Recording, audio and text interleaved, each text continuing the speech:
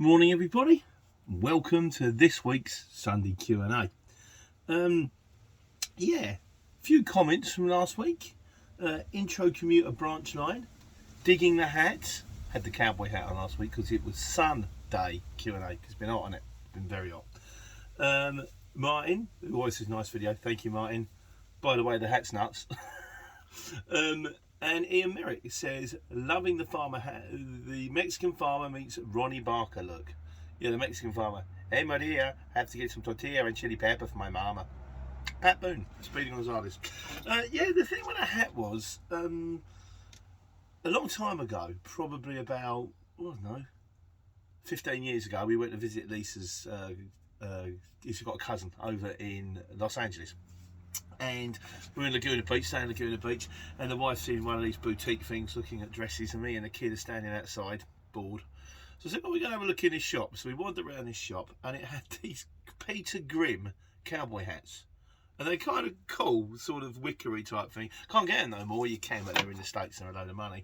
And then by the time the wife got out of the boutique with a dress, me and Molly were standing outside, both in cowboy hats, going, love them. They're great. Really handy in the summer. They take the shade off. Ian Merrick, on a more sensible note, also gods than to say. He says, in a packed tortilla tonight. Very good. He says, Apple Green Fuel cards open to new customers again, but with a 500 litre minimum monthly volume. Apple Green have been my cheapest card since I started late in 2008. Only 200 stations compared to the 11,000 in Ireland. They are around though, particularly down the A1. He says, might have 2 or 3 stations on my daily £190 run. 139.59 excluding VAT for next week. So worth bearing in mind there, guys. Apple Green are back on the scene, apparently, and cheap. So there you go, that's from Ian. Right, so what do we do this week? Now, I did one, how much to quote on an 7.5 tonne, 18 tonne Artic. Dave Winter says, my mate Dave the Crisps, he says, look at Pete recording with his new microphone. Very swish, be lucky. Yeah, I've got a little Lavia mic, which I kind of had to get, because I do the videos on the Circuit channel, which is the sister channel, which is over there, have a look. It's better, because what I'm finding is I can actually make the videos without like this all the time, and then halfway through the video your arm gets tired, but you put a little microphone on. But I didn't trust it at first, but I might be making some. I should be doing it now.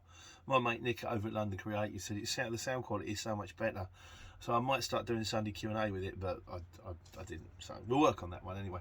IR says, finally, thank you Pete. I've been going through my old videos because I never put descriptions on. I'm now putting descriptions and tags because it helps Google. If people are searching for something, say that this is the video you want to watch. I did one on how to quote 18 tonnes very recently, but nevertheless, it's out there again with a 2020 stamp on it. So, because what somebody made a good price. He said, Pete, it would give a thought to mention the date of these prices, and then people could do a rough working out as years go by. Otherwise, you have to keep updating the videos in the future. So, if I do like every year or so, say this is what's running at the moment. His point being, people can see if the industry is quoted, you're getting more money, less money, or stays the same. And I think that's fair enough. That'll give you an idea, some kind of frame or reference on how things are going and what to quote like, TC service, he says, good point regarding times. What time. I've done that one before as well on certain places, certain times going to get you more money. I always try to get a job first thing in the morning if possible. Failing that, I'll wait and see what pops. Sometimes I see a job starting mid-morning going somewhere which is fairly difficult to get work back, so I put a higher price in. Then I won't win the job. I don't think shippers care where it goes, they just want the best price. But you're right to put a higher price in, because if you don't, you'll end up driving all the way there mid-morning, then can't get anything coming back, then coming back empty, and then go, do you know what, I wasted my day today. I'd have been better off waiting and getting a short job going around here, or 2 short jobs going around here, and sometimes you're better stay at home. By the time you've actually worked out, you're driven there, then you come back empty, you take your diesel, your aggravation, wear and tear. Yeah, I mean, the way I like to work it, well, I was just like working in a van. Get a job on board last thing for the morning, drop off really early in the morning, sort of 7 o'clock in the morning, then do 2 jobs, and then get a job on board. The second job is hardest. The first thing in the morning's easy. That lunchtime job's not always that easy to find, and then evening when the jobs spring up for the morning, do another one. Truck's similar, but only with 2 jobs, because you don't get 2. You can't do 3 in a truck. We can, but it's only if everything goes like clockwork. So I tend to get a job, try and get a job on board. Like Friday, I didn't manage it, but normally I'd be loaded Friday evening to go Monday morning, and then Monday morning get my second job, get that one done, and then Monday afternoon get a job on board for Tuesday morning, and thus it rolls on. But you can't always do it. Sometimes it's not there. I was quoting all Friday afternoon. I thought, am I being greedy? All the other boys got jobs. All the other lorries got jobs. Just couldn't get one. And I looked at it, I thought, no, the prices are right. Just unlucky, but then I did manage to get one. I got one started early-ish. 7 o'clock, that's not early, from Northampton on Monday morning. But hopefully get that one done, get a second one, and then try to squeeze one in at the end of the day, ready to pick up for Tuesday. Tony Mason says, it's only worth what shippers want to pay. You can get lucky and do well, or you just don't even break even. I want to do one on this, Tony. I'm just going to get my pen out. Let me a second. I've been thinking about this. Going rate. Now, there's always this thing like shippers want to pay rock bottom prices and all this kind of stuff. But I think this thing we're talking about, we're talking about it recently all the time. How much should you quote for a lorry? How much should you quote for a van? I think there's a bandwidth, and you'll get the ones out there that want it for nothing, and you'll get the ones out there that will pay you good money because they've got good money and they're just happy to share. But there's a bandwidth. I think within the industry, there's kind of a going rate. If someone said to me, I need a van to do this, this, and this, I would say that's probably going to cost you round about this, because there's a going rate. I want to do one on that sort of, because I think, well, I'm going to break down going rate for you with the video on it, but thanks for your point anyway, Tony. Shane Hardy says, another video of Pete giving away the supposed secrets of the industry. Keep it up to date, Pete. Yeah, good video again. He said, thank you. Again, going rate. I'm not giving away any secrets. Everyone out there, if you ring my mate Simon, or if you ring my mate Simple Brian, or you ring sort of Ben and the HBC lot, and you say to them, I need a medium wheelbase to go 150 miles. How much is that going to cost me? And they'll probably go, about 120 quid. Because that's the going rate. That's what it's going to cost on the exchange, and then, with our bit on top, 150. I think, could be wrong. But we'll come back to any comments, please do, before I make my video. You might start me making a fool of myself. No, that's never going to happen. Dylan Martinez says he's enjoying the content. Thanks, Dylan. He said, if the HX price is, how much can I charge the end user, customers, the rough estimate? I know people don't like to give away the prices, again, but a rough estimate. And it's, you charge your end user. I did one on this. I'll try and find it for you. I'll dig it out. Like, if it's there, it's there. If not, I'm pointing at the air. But you charge your end user whatever you possibly can. Sometimes you can get away with double. Sometimes you can put a van on at like 100 quid and charge your end user 200 quid. Sometimes, more often than not, I'd say maybe 50%. So 100 quid for the CX plus 50 quid, you charge 150 quid. Sometimes it's as little as a score. Sometimes you get nothing on it. Sometimes you have to take a hit, because you don't want to lose the customer. You can't get a van. Everyone's coming in with crazy prices, and you're going to have to actually put money in your hand in your own pocket to keep your customer happy. But there is a video in the past. Hopefully I'll be able to drag that one out for you. If not, I'll do it again. Tajish Patel says, love to see no matter what vehicle Pete drives, he takes a double-sided curtains and a tuck under tail lift with him. It's like the mystery machine is evolving. Yeah, that was actually someone else's trailer. I was waiting to get loaded. I've done another one on one of them live freelance trucking ones, Hermit Crab Logistics, coming to this channel very soon. And I was just waiting to get loaded, so I wandered around and made videos. Did one on prisons as well. That might come out this week. On the subject of which, that's falling off there. I'm just going to go like this. Yay. The Commonwealth Games. I did the sort of the staging for the rehearsals for the Commonwealth Games. Martin says the 18-ton time machine. Yeah, the thing is, Martin, I tape it, but then I've got to put it all together. And bear in mind, I might do the job on Tuesday. I don't even get in front of the computer till Saturday, Sunday, and then it can take me another week or so, because I can't get it done in 1 week. So, and then also if I put them out, I tend to try and run behind, so that I've also got something to fall back on should something go wrong and I don't get a chance to make videos. But yeah, it takes a while to put these things together, mate. Avid JM says, taking the stage in the Commonwealth Games show, then the magic carpet.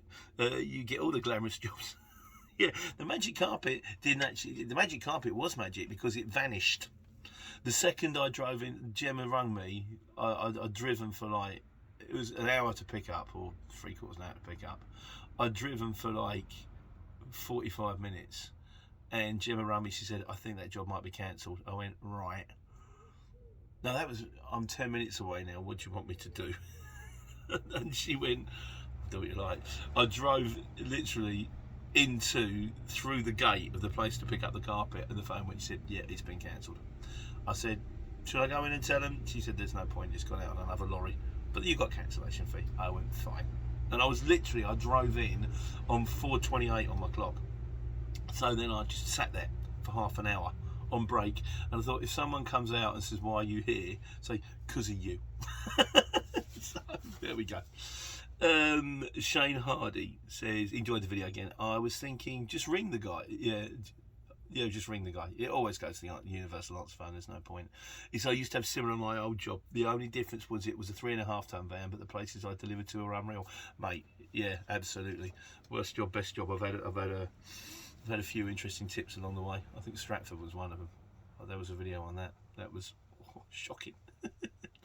And also on the subject, Commonwealth Games, Steve Campbell said, "My little cousin won silver in the Commonwealth Games. Mark Swan, dwarf powerlifter." Yeah, I've looked him up. He's a strong old boy, isn't he? Seen them weights there, go, cool, blimey, that's heavy. So fair play to him, mate. Well done. Right, just a quick one on the wise guys this week. TC Services said, "Here's one for the wise guys. What uses more fuel, a slightly longer journey on a motorway or a shorter journey using A roads?" I don't know, but if I was to hazard a guess, I would say the A roads. I think I get the best miles per gallon when I'm locked in on the cruise control, 56 miles an hour, inside lane, and just going like that. And I can go an awful lot further, because you're not, every time you're braking on the A roads for a roundabout, or you're slowing because there's only 2 lanes, you've got to move out in front of it. I would say the A roads use more fuel. But the guys out there that know better than me, the wise guys, let's fill the man in. TC Services there. So, trucks. Paul Wilkins says, "Hi Pete." What's that? Oh, sorry. Helps with me editing later on. He says, "Hi Pete, I know you use Road Lords, sadly not an option for the iPhone. Could you do a comparison on Copilot, Truck app and Synergic? That way it's good for the iPhone and Android users. I'm after one and I don't want to buy a sat nav, but it would be helpful to know what is better in your opinion." Right, I have used Synergic, the free version, like, you know, the night of the 30 days trial. It was all right. Bit clunky, it was all right, and then I realised how much you had to pay to actually sign up for it, and I went, no one in their right mind's going to do that. It's like dearer than I don't know what prices they're offering at the moment, but at the time it was like more money. I thought, no, for that kind of money to pay that on a monthly, it was like 30 quid a month or something like that. It was loopy, and I went, I'll just go and buy TomTom. It's expensive. I buy TomTom or the Garmin thing. I don't know. I've tried the generic ones. Gymways apparently are very good. Someone turned around and said, "Oh, my CPC course, the Gymways work all right." I haven't done it because I've never had to do it. I've never gone and bought a sat nav because I just run Waze and Road Lords, and that works well for me. The other option, of course, is lose the iPhone and go on the Android. Get yourself the foldy one. The Z4's out now, the Samsung Z4. Fortunately for me, it's pretty much exactly the same as the Z3, so I'll be sticking with the one I've got at the moment. But these foldy phones, the funny fabulous foldy phone, oh great. Again, I ain't plugging it to you. Samsung don't pay me. But I love it. It's brilliant. It just is one of them things where you go, this is absolute genius. Why isn't everybody having one of these? They're expensive, but if you've got the brand new iPhone or you're thinking of getting the S22. There was one guy actually. I was in Amazon, having a cup of coffee with a geezer, and he went, "Is that one of funny foldy phones?" I went, "Yeah." And he said, "I'm upgrading soon." I said, "You get yourself one, they're brilliant." And then he said, "Has he got a pen with it?" And I went, because it hasn't got a pen. The pen should click inside. He said, "Because I write my jobs down all the time. People ring me up, go, you've got to go there." He said, "I click the pen out of my phone and go like that." I said, "In that case, don't do it." Because I've tried, you can get the pen and then you get the case and it's just a pain. It's not in the right place, and it's just painful. So if you use the pen, you got the Note 10 or the whatever it's called now, the Ultra Fantastico pen phone, you probably don't do it. But if you don't, these phones are great. But as for the Road Lords thing, as for the Synergic thing, I think if you want to stick with your iPhone, if you want to carry on with the Apple, I would probably buy a Garmin or Bite the Bullet. They're a load of money. But if you're going to use it every day, I think that's probably what I would do. Right, on to the miscellaneous. ST Limited says, hi Pete, he's inspired by the vids, thank you very much my friend. I'm in Bolton, got a struggling business in telecoms and looking to make a jump straight into 18 tonnes, going to have to go through all of the palaver you mentioned. Happy to do that. I mean, how long would you say it would take from start off of being on the road? Your biggest problem is the operators. Operators can probably take about 3 months. If you're committed to it, it can take longer. And once you've got the operators, everything else is easy. You can buy a truck in a day. You can join the exchange in a day. Then you can sort the insurance out in the morning. It literally is getting the operators. So if that's what you want to do, I would say focus on doing the operators now, and then you're in the lap of the gods, because that's the government, isn't it? That's the ministry. So, but once you've got your operators, you've got all your ducks in a row with that one, the rest, and then when it's looking like the operators is nearly coming through, start looking on eBay, start looking on truck, get the truck magazines, try and find yourself a lorry. But really, that beginning to end, you could do it in as little as 3 months. It could take 9. It really depends on the operators. Anthony says, for those who don't have deep pockets, you could buy, coming back on the folding phone thing again, you could buy a cheap tablet that has a split bar screen function, giving two apps side by side. It allows you to swap and change apps from time to time from the sidebar, connect the tablet to any cheap mobile phone hotspot using the 3 network, unlimited data calls, £20 a month. Tried that. It's a ball ache. Because originally I didn't get the fabulous 45 folding phone. I had the Samsung thing, and then I thought I want a tablet so that, because then I can watch the TV on it when I'm stuck in like truck stops, and it would be dead handy as a second phone in case something goes wrong with the first phone. And I never used it, because the whole idea of thinking I've got to get it out the thing, and then I've got to press the button, and I've got to connect it to the hotspot. Now that hasn't quite worked. Now then I just didn't bother. I just watched it on my phone.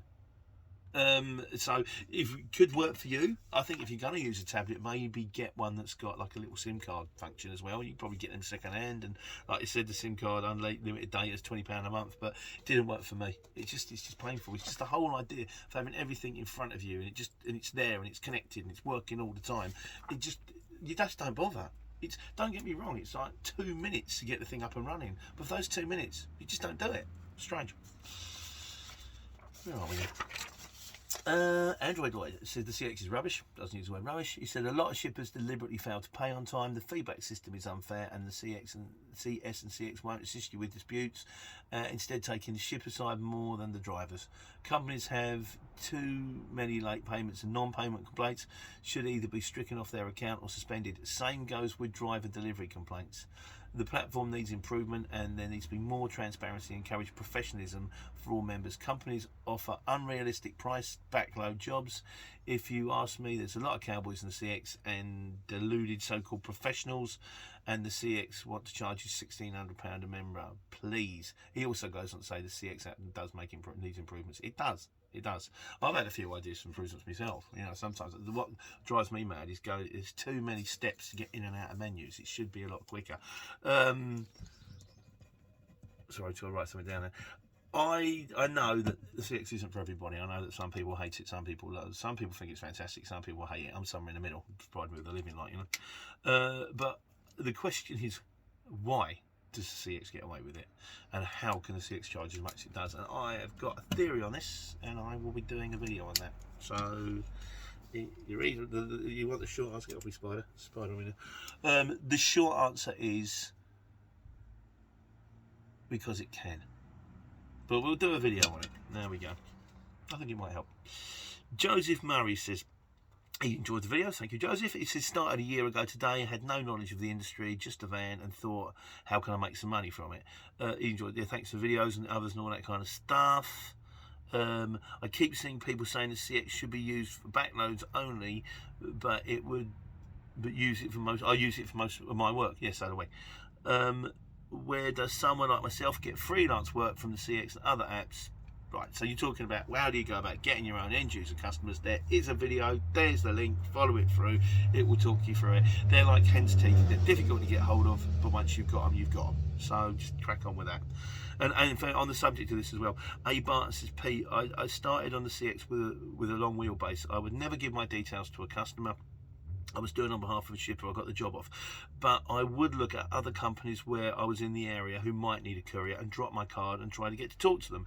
Now I don't use a CX, got a couple of my customers my own. That is one way of doing it, that's a good way. Say for example, you pull into a